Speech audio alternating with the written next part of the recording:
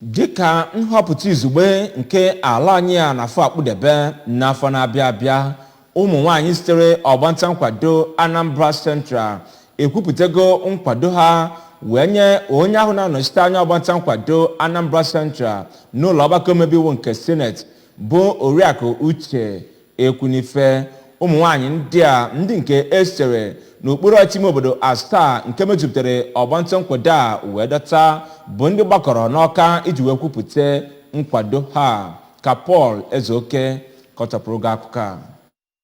Ndị otu asịrị na inye Oriakụ Ekwunife nkwado ije nke ugboro abụọ ga-enye aka fụ na ọ kwalitere ezi nnọchite ọ na-anọchite ndị ebe ahụ ma dọtakwuo erire onye ọchịchị onye kwue uche ya na akụkụ ebe ọ na-anọchite anya ha na steeti a n'izugbe. Onye nkwuchite okwu ndị otu a bụrụkwa coordinator Coalition of Anambra Women Societies Oriakụ Oge Ekweọzọ, onye bụ onye ọkaiwu, sịrị na ebe Oriakụ Ekwunife bugoro onye nke were ezi ọnọdụ na ụlọ omeiwu nke etiti na ijeghachi azụ ga-enye aka ka ọ nwetakwuo ọnọdụ nke ka mma ga-enye aka fụ na ọ na-adọta ihe a tụrụ anya n'aka ya iji wee na-anọchite anya ndị ebe ahụ ọfụma ma jere obodo anyị bụ Naijiria ozi. N'okwu a dị iche iche ka onye bụ onye chọpụtara otu Nwanyị Bife Group bụ Oriakụ Eukeria Anekwe na onye bụ President Anambra Precious Widows Association Oriakụ Uju Izuakọ sịrị na ụmụnwaanyị bụ ndị nke na-eme ihe afụrụ anya n'ọkwa dị iche iche ha ji